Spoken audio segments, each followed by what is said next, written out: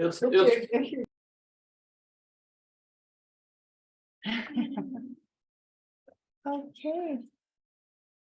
Again. So welcome everyone. Really happy to have you all here and here. Polly's going to do a 5-minute, she's going to do an induction to the meditation, and then there'll be a 5-minute silent meditation, and then she'll do like a Dharma talk, and then there'll be Q&A and interaction with each other. So it's all yours. Mommy. Oh, mommy. So we will just come together. I think it's helpful to close the eyes and allow the breath to take us into that spacious, awake awareness that is our heart and is our true nature. So allowing on the inhale, just receiving the love, and on the exhale, letting it flow and move. How love moves, how energy moves, opening into the spaciousness of our true nature. And it's in this awareness that everything arises. In the sense of this awareness, we know ourselves as love and connection and freedom and peace. This is the sense of our true nature, that we, in the experience of ourselves as awake awareness, know ourselves to be, and in that space, we are one. And in this Sangha, we are one. And so it is.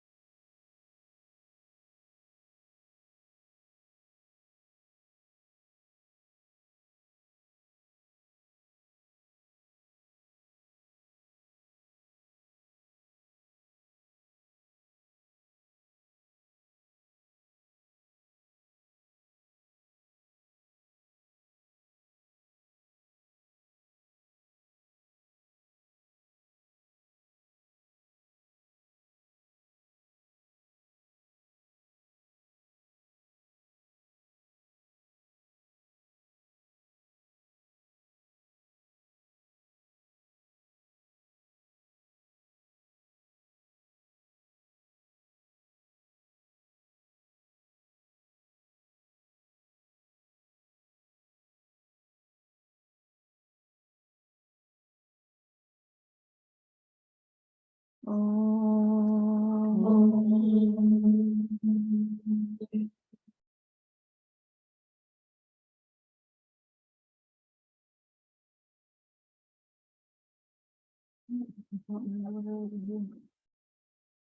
by the chair out here.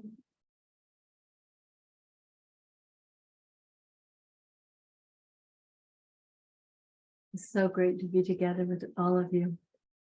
Zoomers and roomers.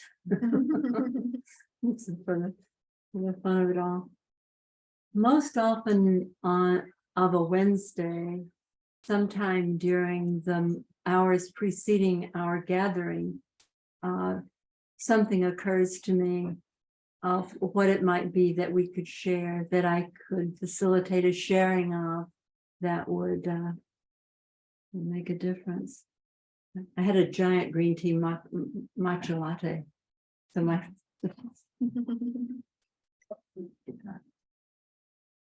today nothing occurred to me, but I thought, the one thing that mystifies all of us some of the time, and for some of us a lot of the time, is what the hell is going on, right? It's like this, and the best analogy metaphor that I've ever found, and it seems to be apt across the board, like any kind of comparison or looking at it, analogies of it seem to hold. And that is that we're caught in a dream, that we're caught in a bad dream of separation.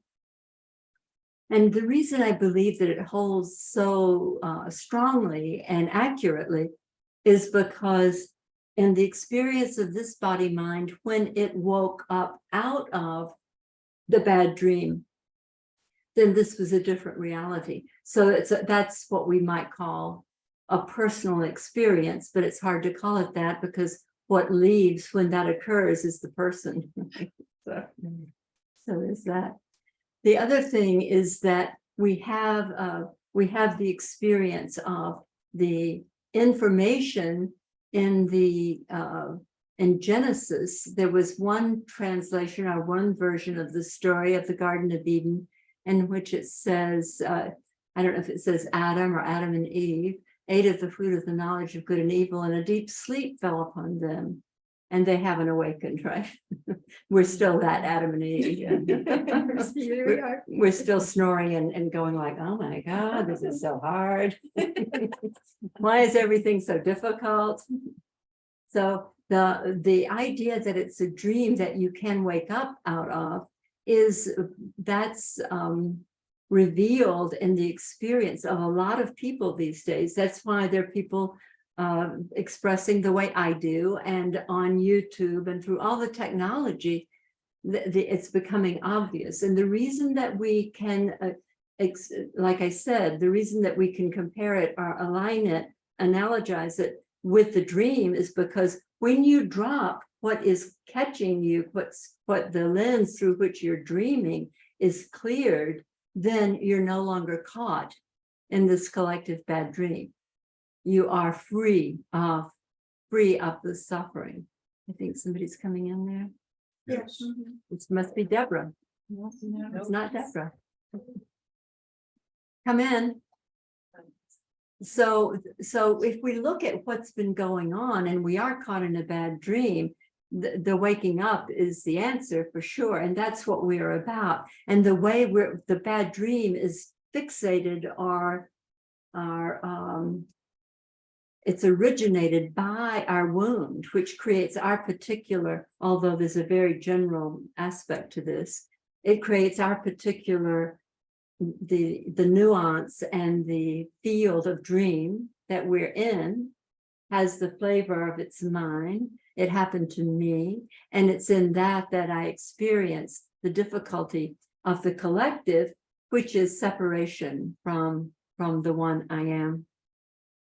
So all of us have what we think of as our version of the bad dream. Everybody's is very similar. It's fear-based. And the waking up out of it has to do with the work that we do in this Sangha together, which is the 6 steps to freedom work. And the purpose of that is to see through what got installed early on that created our version of the bad dream. So there's a collective experience, which is what shows up in what now, 7.5 billion wounded children running the planet. It's really scary, right? That's why it is scary. And the illusion of duality, the illusion of separation, the illusion of being left out, the illusion of being at risk. So fear is the undercurrent or the frequency, we might say, of that illusion.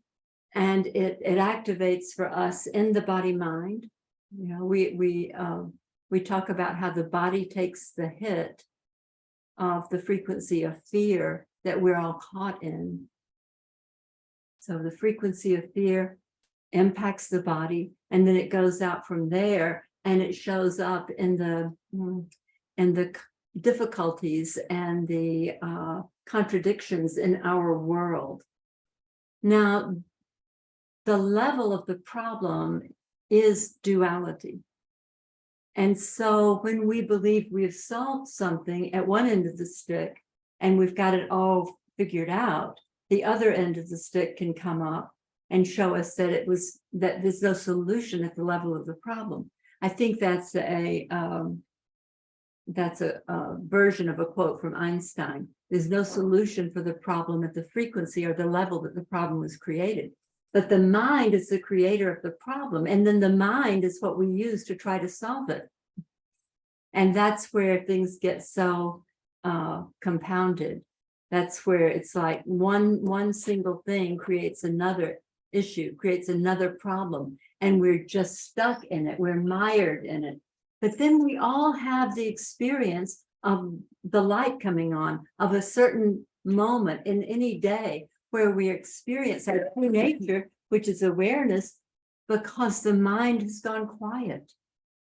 And as the mind goes quiet and the heart opens, we start to experience what we deeply long for, but often don't trust that it's already here now. So I think that the awakening thing that's going on collectively on this planet and that we're participating in our own small way is the most important thing that's happening.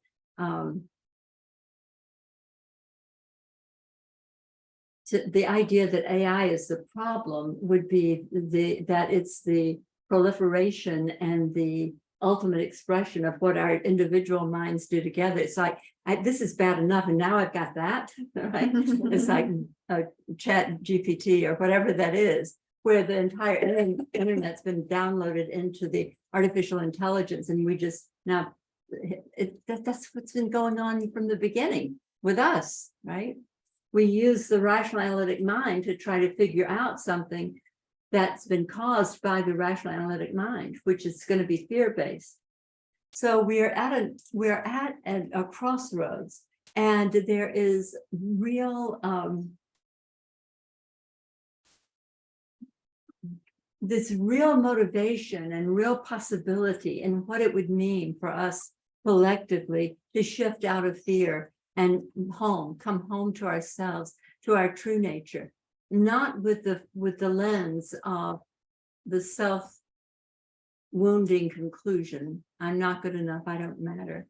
As that clears, then the world changes. Our dream will begin to change, and we'll wake up out of the dream into the true reality, which is back to the garden, which is heaven on earth. That's what we have been out of the garden because we kicked ourselves out of the garden with the fear-based guilt, shame, and self-hate that occurred metaphorically when we disobeyed God. In my mind, in my way of talking about that, we left our true nature on behalf of our mind. We left our hearts on behalf of our rational analytic mind. And that frequency at the level of the mind is fear-based. The frequency of the heart is oneness and connection and love. And that's what we go back to. And it happens for all of you on this Zoom call and in this room. It happens for you often in those moments when it's just like no thinking, just presence and the fullness of your own heart on your own behalf. And the way that that's true for each one of us, that's exactly the same for each one of us. You know, at the level of the fear and the identity of being a person at risk, we have our subtle and to us very interesting ideas about reality and ourselves. Yeah, those are like the script for this movie or for this dream that we picked up with the early wounding. But now it's like that's, if we put that down and we're just here and we're present and this light of our true nature is arising, then we begin to redream this reality. Because all of you know that when there's been a shift in your consciousness from anything that was difficult or labored or risky or fear-based, when that shift has happened just in the moment, your world changes. So that's what we're up for doing collectively. And each one of us has our particular contribution to make to that. But any one of us who creates the reality of love instead of the reality of fear, we are the seeds. We are the underpinning for what can happen for the dream to become a happy dream. In the Course in Miracles, it talks about the difference between this bad dream and the happy dream. And what I'm pointing to now is the happy dream, right? And so maybe it's still a dream, but even that dream can be, it can open up, it can wake up out of the dream state into the knowing that this is the one I am, that this is true nature. This is the reality that comes from connection, from knowing oneself as that, the one I am. Amora left a beautiful quote from Thich Nhat Hanh on my voicemail this week, in which it says, the Sangha is the Buddha. Is that precious? The next Buddha. The Sangha is the next Buddha. I'm glad you're here. Yeah. But the next is right here. It's right here. Yeah. This is it. That Is we it? are the next Buddha. We are, yeah. Yes, yes, absolutely. So it's there's a great deal of excitement in what is potential in any moment when there's no fear, when there's no limitation, when there's no person. We believe we've been so committed to ourselves as persons. That accounts for all of the retreats and all the therapy and all the vision quests and all the things that we've done. Yeah. There's a person here who wants to experience something so that she can be happier about herself, about that apparent other. That's her closest one, right? Mate, whatever. But the truth is that the personhood simply falls away in the presence of your true nature. Awake awareness is vital and present in this moment. And it's the aliveness of that being a person can never touch. You can't get enough of it, whether it's money, love, connection, anything that you think of as being sourced from out there. There is not enough of it for you to find the experience of your true nature as the awareness that you are, in which everything arises. It is so powerful that there is not anything that you experience that's not sourced there. And it's sourced there sometimes with the screen or the imposition of our woundedness, but that vitality always comes from awake awareness. When it's limited, when it's distorted, when it's scary, it's because of the screen that we have covered over our hearts with. We've covered over our true nature. We've covered over the field of awake awareness in which everything arises. So we are in the business of dispelling that field, of seeing through it. And whatever you can see, you know you're not it, which is the first step to allowing something to be dispelled. To realize it's not real is very helpful, right? It's the snake and the rope story. When once you've seen what you thought was a snake, you see it as the reality that it's a rope, you'll never see a snake again. Once you have seen your true nature in fullness, you can't then go back and make up that you're not good enough or that you don't matter. So that's the business that we're in, and hallelujah that it's true. Yeah. Thank you, Jesus. Thank you, Jesus. That's right. Yeah, so we can open the floor and have a discussion here, and always whatever contributions any of you feel inspired to make, it's so welcome. We're doing this together. Yeah, so to make a contribution, if you're in the room here, just raise your hand or speak out. If you're in the Zoom room, please go to the reaction button and raise your hand so I can see you and call on you and bring you into a spotlight you with Pali. I'm just looking for my water right now. That's right. Where is it? On the floor. On the floor. Oh, thank you so much. The next thing that was gonna happen was spilling it, right? Okay, Miss Katie Lewis, you're up.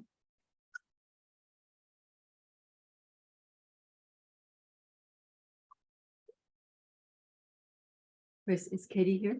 You're muted. Yeah, she's here. Hi, Polly. Hi, sweetheart.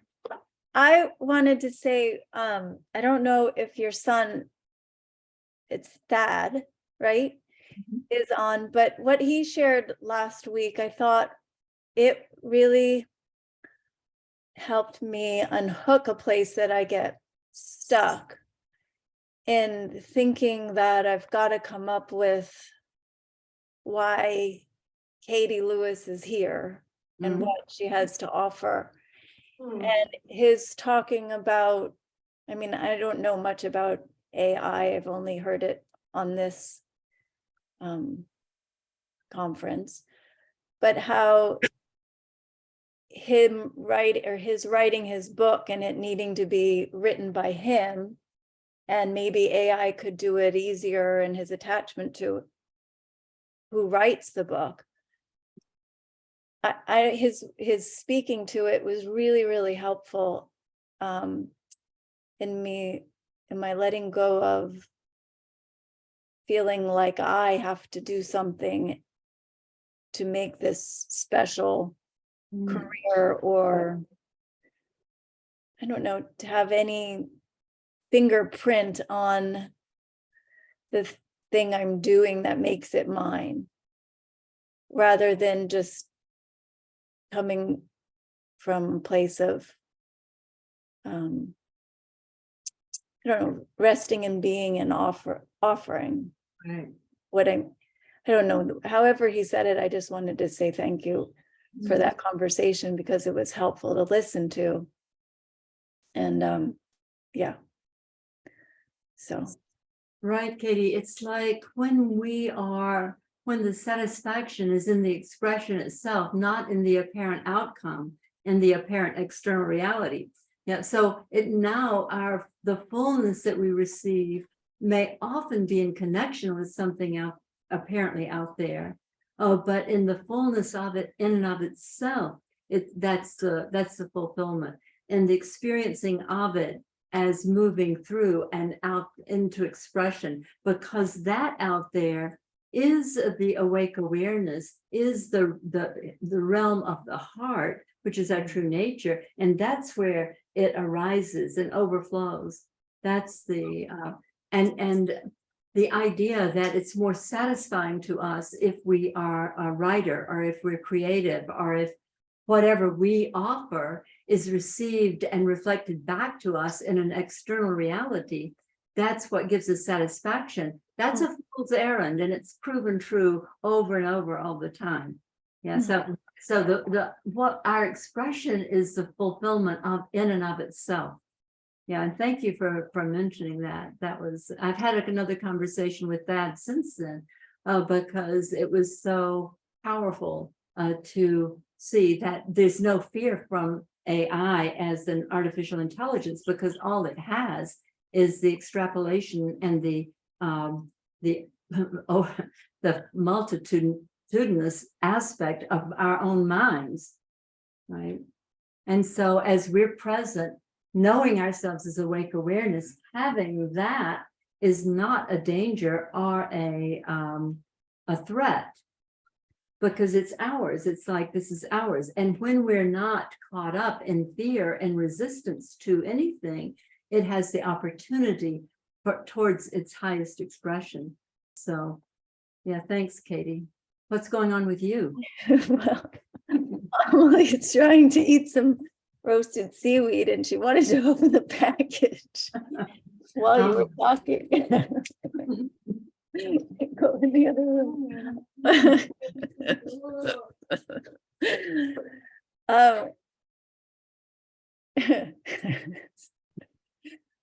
I decided to just get on the Zoom call and not be in a perfectly quiet place so that I could be here. Good, good. So that's what's manifesting. But thank you. Thank you, Katie. It's always fun to see you. Wish I could see you better. Thanks, Katie. Thank you.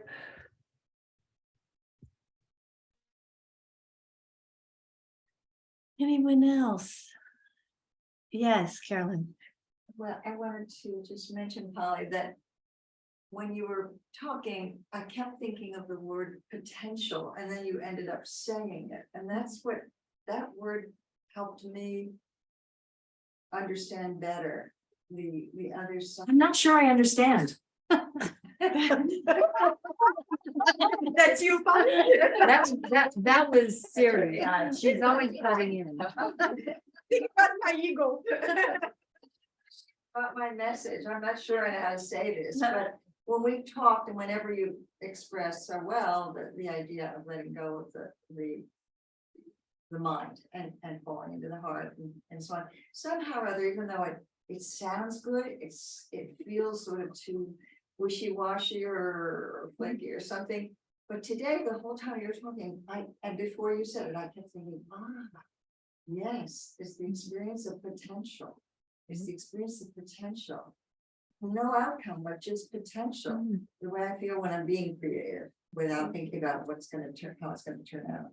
But that's what I felt. And then you sort of slipped that word in when you were further talking about. I mean, I don't know if you want to add to that or say. Well, it's that field is potentiality. It's like it's the field, the quantum field. Actually, I sometimes, and I've been called on this by people in our Sangha, I relate it to the heart. But when I do, it's not our sense of our limited personal heart. It's a sense of the heart of creation, out of which realities arise, and knowing ourselves as that, right? And in that is all potentiality. I would relate it to the quantum field. So now we are, it's us as identity that's interacting with the quantum field through our frequency. We being another aspect of who we are is that heart, that quantum field. But now we're interacting energetically, as R.J. Spinner would say, frequentially. I love that word. And we are reclaiming the frequency, the energy, I should say, of the quantum field to show up in our image. We consciously, so when our consciousness is caught in a frequency of fear, the quantum field, our true nature, our heart, doesn't have any opinion about that. It's not going to take just your good frequency and say, oh, good, let me get, here's that. Give me a moment. Let me have. No, it's going to say yes to whatever you are emitting. So our job is to come into more and more of a higher frequency of love, of connection. And anytime we're caught in our mind, trying to get something or avoid something, we're caught in a frequency of fear. that's so natural to us that that may be the chasm for a lot of us to move out of that, because we have been programmed for more than one lifetime to believe that we need to get something from out there in order to be okay, whether it's mommy's love or money or the fame or whatever.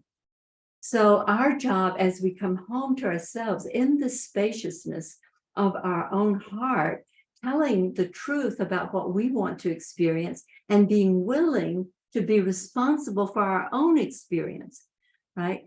So one of the things that has to fall away, which can be a high bar, is he made me do it, or it's his fault, or he just doesn't get me, or something. The experience and the being caught energetically in the idea that the cause of your experience has to do with an out there looking usually like another person. Right? So that's a shifting out of that, coming back to oneself. It's like coming home, true north. I am here now. And the distortion field of that earliest wounding begins to dissipate. It begins to, like I often say, it's like the app on the screen of the iPhone. It starts to quiver because it's going to get deleted, right? The opinion, the belief that there's the out there is the cause of my experience. The freedom that comes is we're back here with ourselves, looking. If we believe, if we are triggered, we have the 6 steps. We do that work in terms of seeing what we're believing about ourselves that's not true, that's created a distortion field in which it looks as if we are some form of victim. Thank you, Bonnie.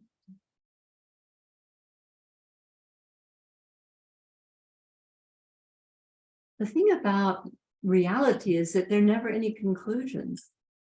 You know, our human mind, we think, I get all of these things done, I get all of these ducks in a row, and then this is the outcome. Life is not like that. It's like that, and then this, and then that, right? It's like always arising, always moving.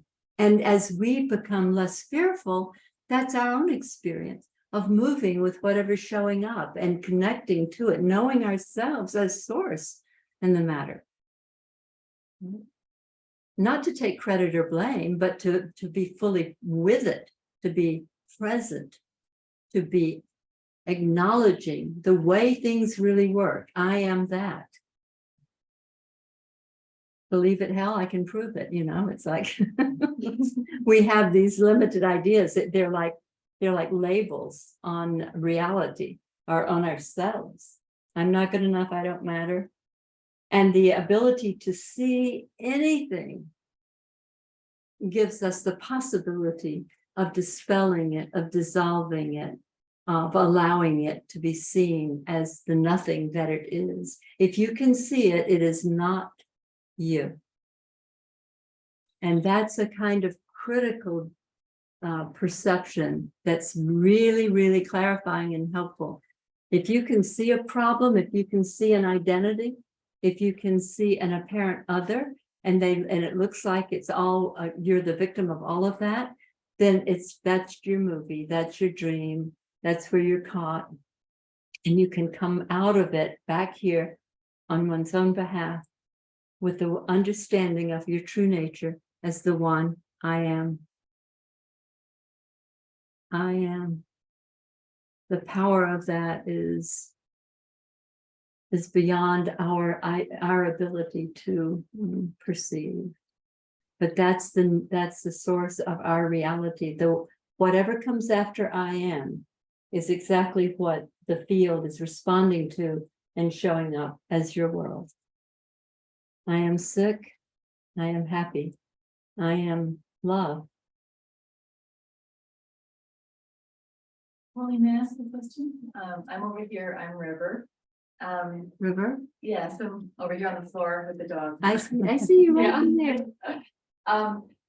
I really get what you're saying, and I get that, really embracing that locus of control of that internal, like that, it's self-accountability. I'm responsible for my experience.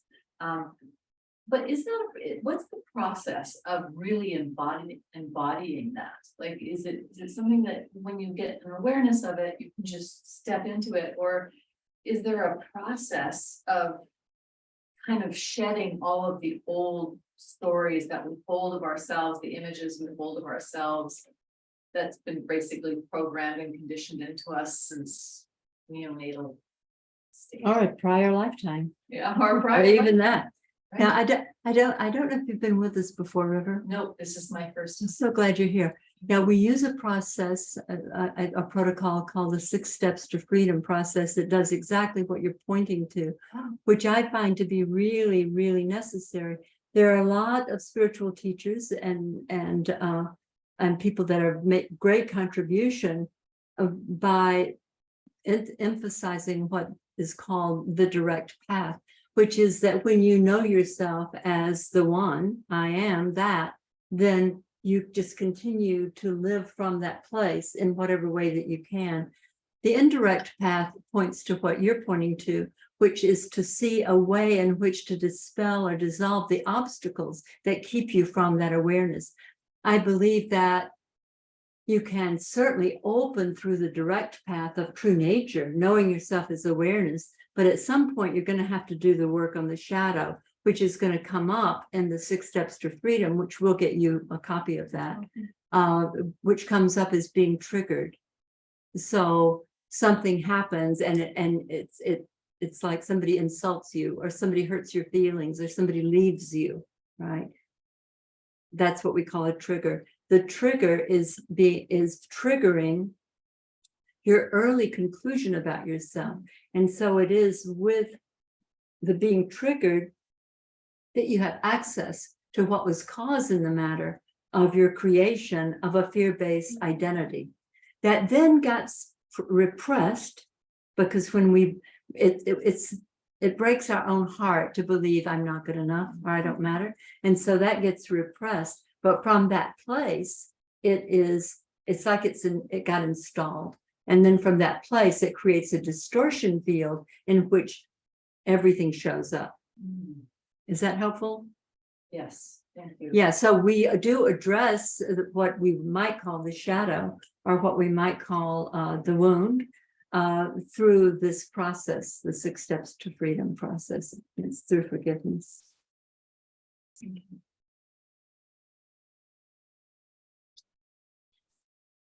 Well, you said something, Polly, that once you experience our, per se, our higher self, or the I am that I am, I'm not get cut too much in a dream anymore, because after experience that's I set the new bar, how I want to feel.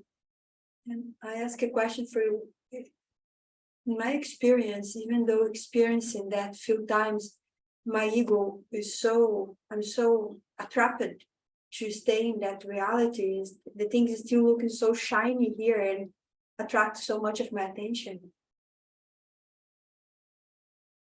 So yeah, that's really interesting, Linda, because attention is the tool that consciousness uses to create our experience, right? Where our attention goes.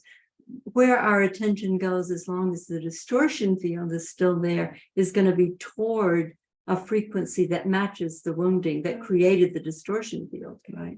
It's going to pull your attention. So it takes you, it's like at some point we have the opportunity to say, I call it the Sarah Palin approach to enlightenment. We have an opportunity to say thanks, but no thanks. So it's like, and we're alert to that. We know it. It feels familiar, and we may be slipping in that direction easily. But in the moment that we are experiencing the limitation, the contraction, hopefully it's like, notice that limitation, that contraction is a trigger. It is triggering your early conclusion. So you can take a look at it, and you can do the work. You can do the 6 steps. What is that? What am I experiencing? What is the feeling? When was an earlier time when I felt that way?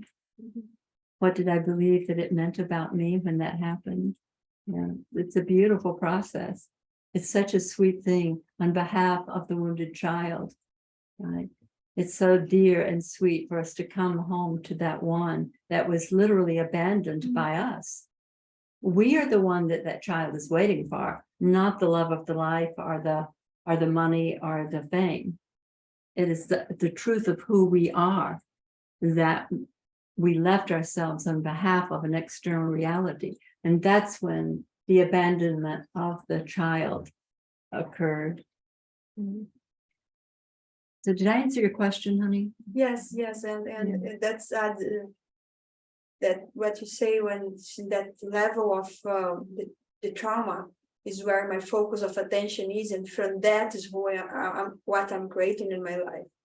That's the form, that's the shape that I use to transform energy in matters, quote unquote matters in this reality. So like everything that I create can stain it. The word is stain? Staying by that trauma, by that drama, by that Right. fear, by that pain that I experienced as a child, and now I just keep reproducing that again and again just because I'm addicted to that. So break that addiction and come back to stay long enough in my higher self. Right. So the alert to the old pattern that got installed is if it doesn't feel good, it's not who you are. You know, the subtlest kind of melees are discomfort, a discomfiture, an irritation or anything like that, because the field of our true nature just doesn't have that. It just doesn't have that. And so we become alerted to that early installation. And so, but again, the minute that you're doing this work, one of the things to remember is if you can see it, you're not it, you've got it. It's a pattern, it was the stain, it was the conclusion, but you're the observer, the seer of it. You are the awareness in which it arises, right? Our spirit, our soul, our true nature is not in this body mind. This body mind is in the one I am. It is arising in the awareness of the one I am. It's the body mind unit that we get to engage in a 3D reality, the dream of the 3D reality with, right? But we are not this body mind. This is what we have. We can see it. I mean, most of you can.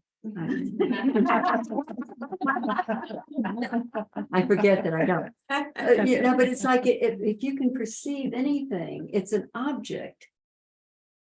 Typically, an object is stuck. We're stuck with the object, whether it's a self criticism or an appearance of another person that's causing us difficulty. We're stuck with that object because of our resistance to it. If we didn't resist it, it would move on through. It would be gone. It would be just, it wouldn't have any way to take shape and implant itself, which is what resistance does, right? Resistance is the strongest kind of attention you can give anything. And if you're resisting what you don't want, then you're installing it in your experience. Resisting what you don't want is like inviting it to take center stage.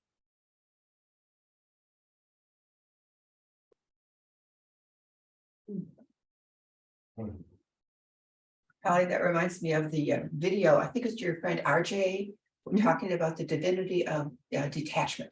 Yes. And I really got a lot of value out of that. Good. And Yeah. I wondered if you could comment a little bit more about just detaching from all of our earlier Right. whatevers.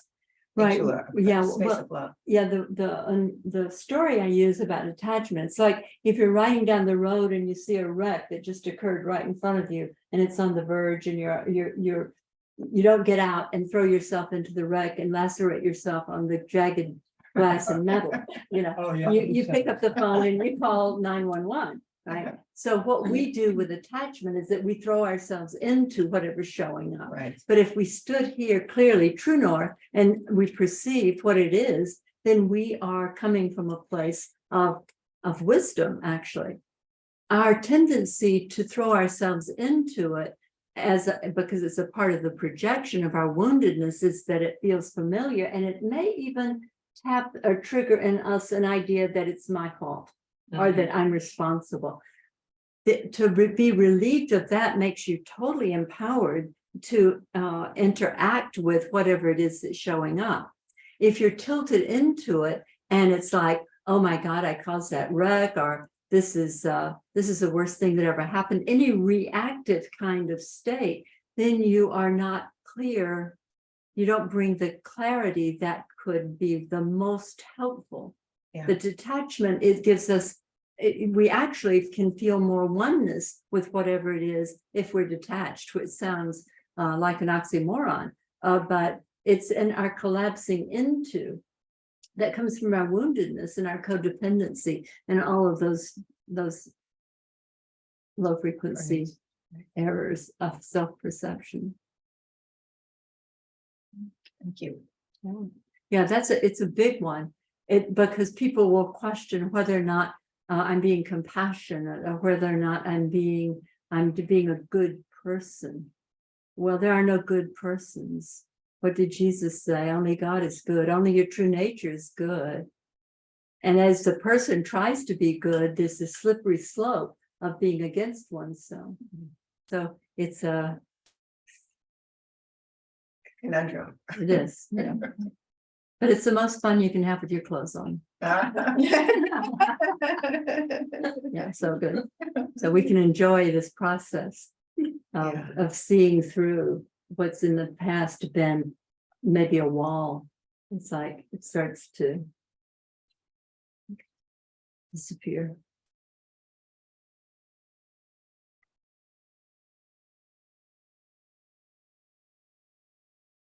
We have about 10 more minutes before we go into the meditation. Any other questions or thoughts on Zoom or in the room? We're all totally enlightened. I love it. May I ask a question about the detachment?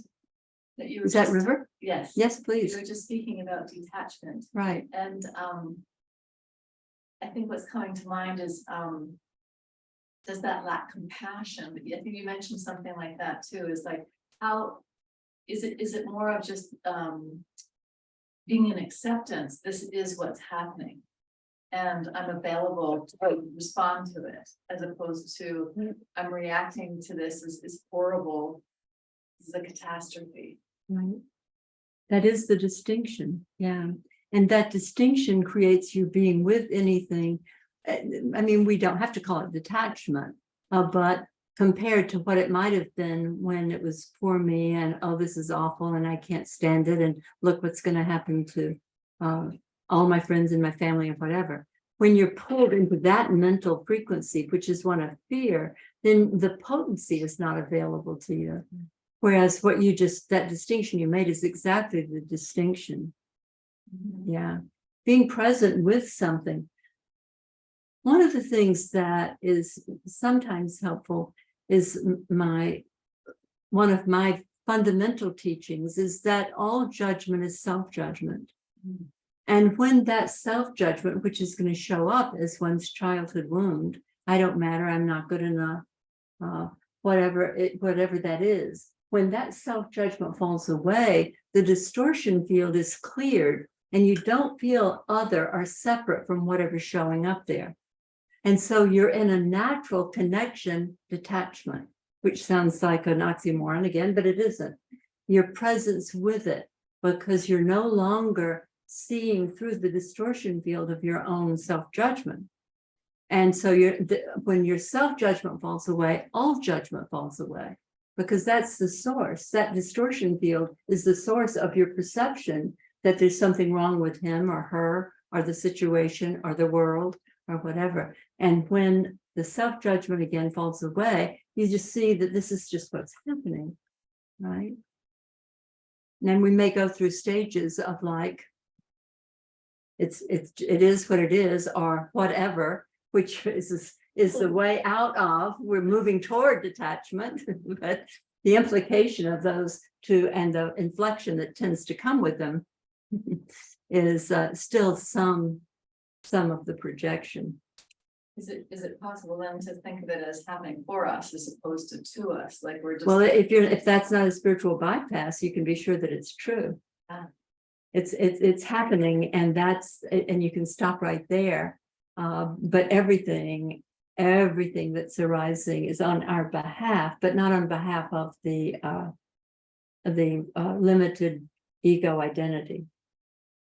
It's on behalf of true nature moving and showing up through that miasma, through that distortion field of the ego, which is fear-based. Would you be able to say more about the spiritual bypassing of that notion? Yeah, well, the spiritual bypass will look like it did in this case for this body-mind unit, was no resistance to anything, right? I mean, I probably look like I was totally enlightened. I haven't taken a poll on that, but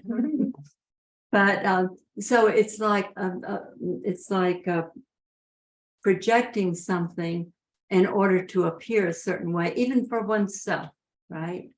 It's like the need to give the appearance of something that's not yet complete or true. Like, I know who I am. Like that statement is, if that statement is a projection, what I call an asserted identity, then it's a spiritual bypass. If you're asserting something that you don't experience and that you haven't embodied, then you're trying to make an impression or have an opinion out here, and it's, instead of doing the work and coming home and clearing here. I'm not sure that's anybody else's definition of a spiritual bypass, but I think that's the way it operates. So we're doing it to posture, to Right. get attention, or That's to right. look good. Right, even to ourselves. Still expecting something from outside. Right. Well, so I'm not enlightened yet. Yeah. You what? I'm not enlightened yet. Almost there. Tomorrow. Yeah. There's still time. Soon time will be gone, so let's get on with this. I like that they have this movie. I don't know the name in English, but it's an Argentinian Buddha. And in one moment, the master come and say, hurry up, you cannot lose any more time. And after he come back in another situation, he say, forget time. Time doesn't even exist. It's an illusion. So the disciple come back and say, I'm confused. The other day you say, hurry up, you're wasting a lot of time. And now you say, time doesn't exist.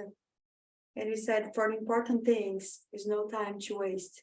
But for the 3D world, time is just another illusion. Good distinction. Priorities.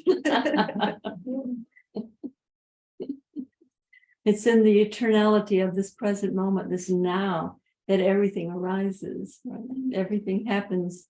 What we think of as happening, it happens here. You know, the interesting thing about our